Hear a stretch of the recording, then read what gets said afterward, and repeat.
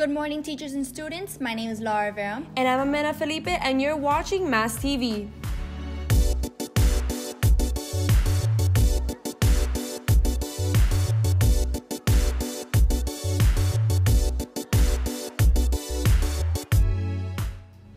As a kid, most of us loved to check out all the games and toys that Toys R Us had in store. Unfortunately, for many kids, it is now over. Toys R Us is filing for bankruptcy. Here's Elia Leman with more information. Growing up, when any of us would get any amount of money, we would immediately run to Toys R Us and get the latest and hottest toys. However, that is no longer possible as Toys R Us is closing down due to the recent advancements in technology. Hi everyone, my name is Elia Leman reporting for Mass Means More. Toys R Us is expected to close by the end of 2018 due to the high demand of technology wanted by younger kids.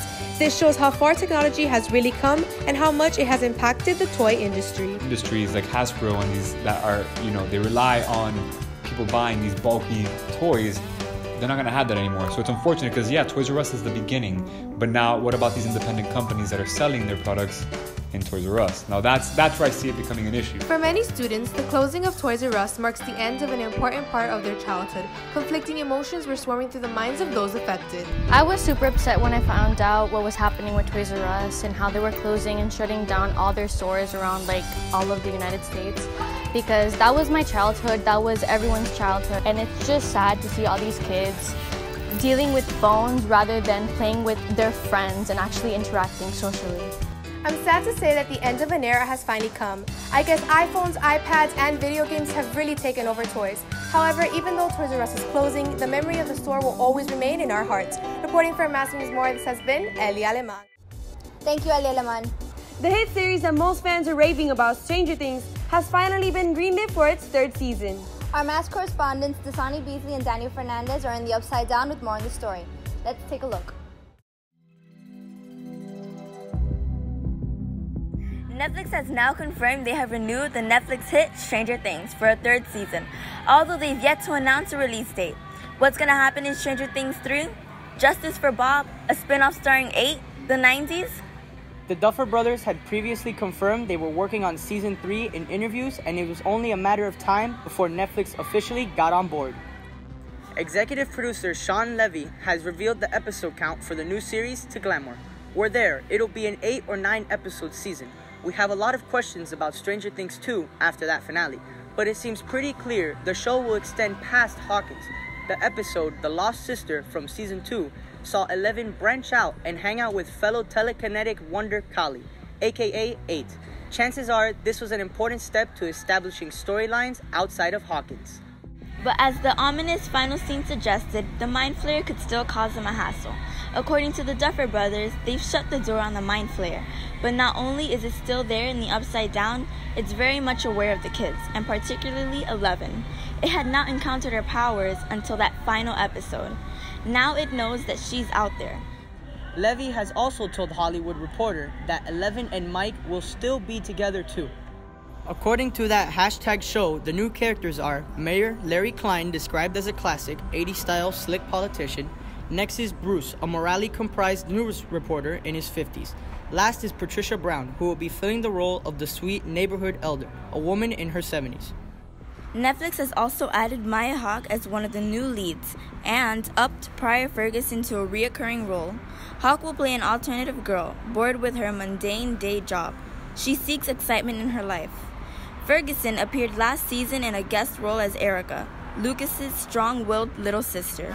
You are such a nerd. Shut up. No wonder you only hang out with boys. Erica? In Season 3, Erica finds herself on a wild mission to save Hawkins from a dangerous new threat. Seasons 1 and 2 of Stranger Things were phenomenal, but does Season 3 have the potential to be as good as the previous seasons?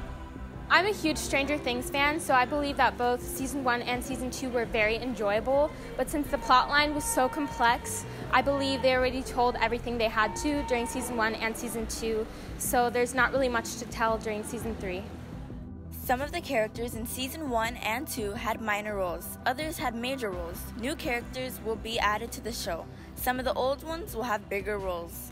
I think it is Steve, because in Season 2 he had such a big role as a parent to the kids. So I feel like in Season 3 they're going to show more of his character and how he could help the kids with the conflicts that are going on. A lot of questions were left unanswered in Season 2. Will they be answered, or will things keep getting stranger in Season 3? Well, I guess one of the questions that I would like answered that they introduced in the very beginning of the season was, so if we have 11, she was a government experiment, I would like to know what happened to numbers 1 through 10, and is 11 the last one, or do we have more after that? Judging by the time difference between Season 1 and 2, we can expect Stranger Things Season 3 at the end of 2018 at the earliest, and maybe even at the start of 2019. My name's Dasani Beasley. And I'm Danny Fernandez. And this has been your entertainment news. Thank you, Dasani and Daniel. Many of us are aware of what's going on in social media. However, extensive amounts of information are manipulated daily. It's easy to be persuaded by unreliable sources, resulting in false information being spread. Let's see how Rebecca Lalama and Natalie Perez can enlighten us on the topic.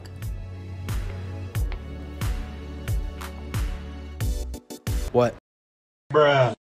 Thanks, Amanda and Laura. But did you know Africa was splitting in two? That's definitely not true. Where'd you hear that? Twitter, duh. Maybe you should stick to more reliable news sources like the Miami Herald or the New York Times. But social media is way more relatable and more interesting to people our age. Let's find out how credible the students here at Mass think social media really is. In 2017, 81% of U.S. Americans had a social media profile, representing a 5% incline since the previous year. So I don't really use social media that often, and when I do, I try to go back and check my sources just in case, so I don't listen to the wrong source. I use it pretty much every day, and I kind of believe it, but at the same time, it's just basically out of rumors. A poll done by Morning Consult found that 41% of people turn to social media feeds for their news.